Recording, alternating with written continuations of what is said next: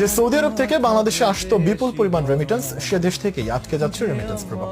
বাংলাদেশের সবচেয়ে বড় শ্রমবাজারের নাম সৌদি আরব। কেবল সৌদি আরব থেকে একই সাথে কমেছে আমেরিকা, মালয়েশিয়া, ওমান সহ বিভিন্ন দেশ থেকে পাঠানো রেমিটেন্স প্রবাহ। তবে মধ্যপ্রাচ্যের কয়েকটি দেশ থেকে রেমিটেন্স কমলেও বেড়েছে আরব আমিরাতের মতো দেশ থেকে।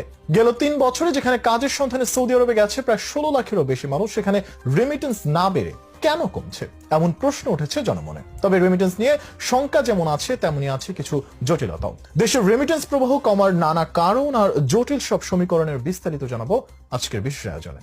বাংলাদেশের প্রধান দুই অর্থনৈতিক স্তম্ভের নাম রেমিটেন্স এবং তৈরি পোশাক রপ্তানি খাত। এই দুই সেক্টর থেকে মূলত তৈরি হয় বৈদেশিক মুদ্রা রিজার্ভ, যে রিজার্ভ দিয়ে চলে দেশের আমদানি প্রক্রিয়া। তবে গেল কয়েক বছর ধরে দুই খাতেই দেখা দিয়েছে সংকট, যে কারণে প্রভাব পড়েছে বৈদেশিক মুদ্রার রিজার্ভে।